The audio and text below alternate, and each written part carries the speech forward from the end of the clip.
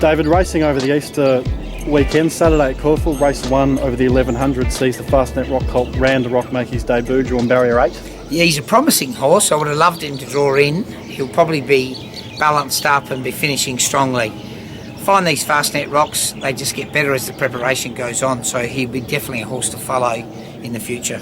Race 2, Great Esteem, finally shook his maiden tag last start, steps up to the 1800 here. Yeah, look, he's got really solid form. The horse that beat him at Sandown came out and won convincingly. He didn't handle the wet the other day, but still won.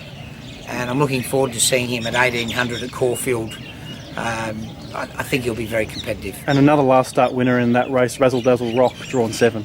Yeah, he won very, very easy. Another Fastnet Rock that I'd love to see over ground, so it's an interesting race. He couldn't have won more impressively in a very weak maiden last start. Race 3, Red Fez bounced back with a win last start, stays at the 1400 here. Yes, probably improved a bit. I'm confident that she's going to be right in the finish, especially from that barrier.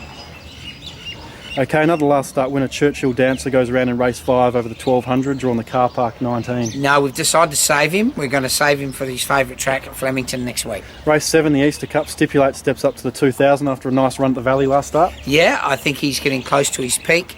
Got a great barrier, 2000 he'll love, and hopefully he can emulate what his stablemate Jetaway did last year. Also, Whisper Downs runs from barrier 5. Yeah, I thought he copped a bit of an impatient ride last start. The horses ran placed in this race. It's a tough Easter Cup, tough version of it, but could be a good long shot to put in the Quinn Ellison trifectas. Race 8, Pago Rock over the 1100, barrier 19. Shocking barrier.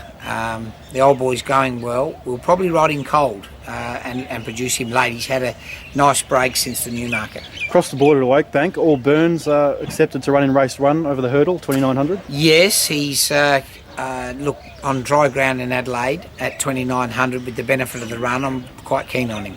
2 runners at Randwick, first of which is Fast and Rocking, race 2 over 1400. Yes, he's failed at 14 in the past, but we worked out that he needs to be ridden cold, and he's never been ridden cold at this distance. So no matter what the pace is, he'll be switched off early and produce late. Race 3, Clifton Red, has a third run in Sydney for the prep over 1200, Nash aboard.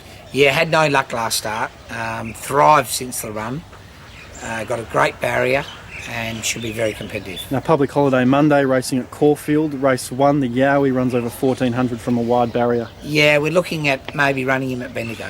Okay, what can you tell us about the first starter in race 3 by Nakoni, My Michelle? Really smart filly. I think she's got great promise. Drawn awkwardly, unfortunately, but has got nice speed, so she might be able to race right on the pace. Race 8, Slard, the Cersei is third up over the 2000. Does he sit a bit closer from barrier 2? Yes, blinkers on. I think you'll see a much improved run. Tips and Beers runs in race 9 over the mile, drawn out in 18. Yeah, we'll probably ride him really cold. I think the jocks have been riding him a little bit impatiently, and he's got a good record with Kayla. And just a word on Sanasuki, third emergency. You look, if he gets a run, he'll run well. Otherwise, we'll be waiting a week. Okay, big weekend of racing over the Easter period. Any standouts for the punters? Look, I think the informed Red Fez, and I think both of my horses could weigh in Sydney.